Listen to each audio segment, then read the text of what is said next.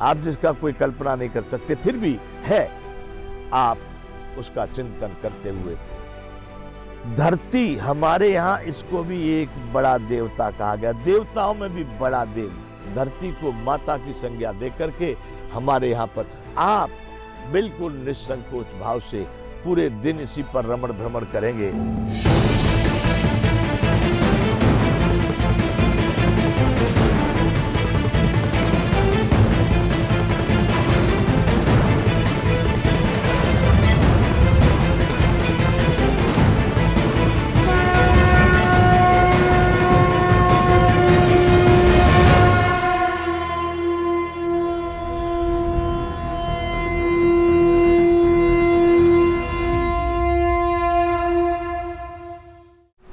रात्रि का अंतिम प्रहर, जिसको कहेंगे हम ब्रह्म मुहूर्त, उस मुहूर्त में जगने से आध्यात्मिक जो क्रियाएं हैं, आध्यात्मिक जो विद्या है, उसका ठीक ठीक आवाहन और संचालन और संग्रह, ये उस तरह से होता है। तो सर्वप्रथम जब आपको चेतना आ गई कि मैं हूं, मैं जग गया,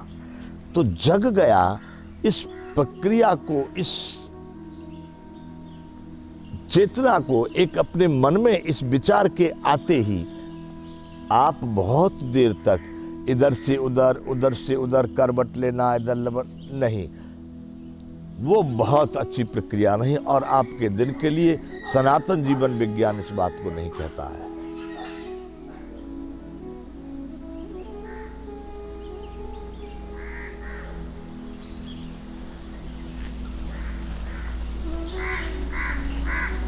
सनातन जीवन विज्ञान के अनुसार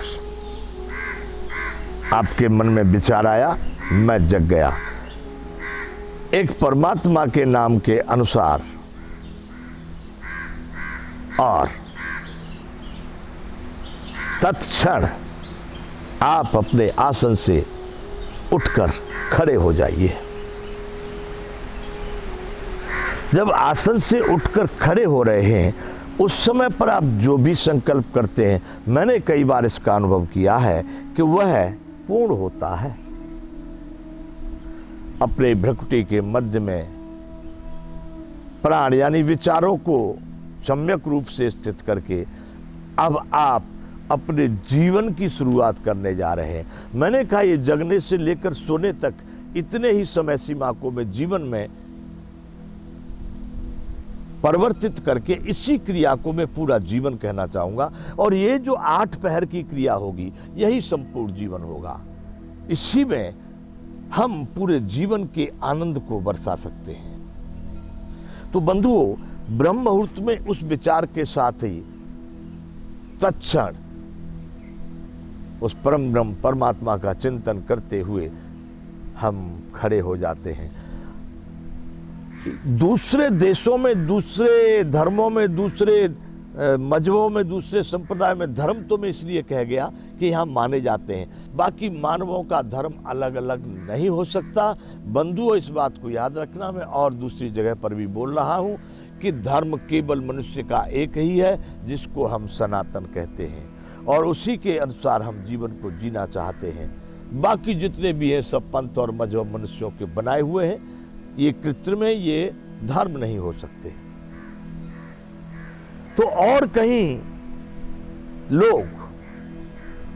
नहीं मानते हों, संभव है नहीं मानते हों, लेकिन हमारे भारत में देवताओं का स्थान दिया गया है। यहाँ जो भी क्रिया होती है, जन्म से लेकर मरण तक, यज्ञ आदि जो भी क्रिया होती है, अनेक प्रकार के आध्यात्मिक धार्मिक अनुष्ठान होते हैं, वो सब देवताओं के लिए, देवताओं के माध्यम से ही किए जाते हैं। तो बंधुओं, यहाँ मैं देवताओं को क्यों लाना चाह रहा हूँ कि जब आपके मन में एक विचार आया कि मैं जग गया, तो तत्क्षण आप उठते हैं, खड़े होते हैं, तो परमात्मा के उस परम ब्रह्म अनंत ब्रह्मांड नायक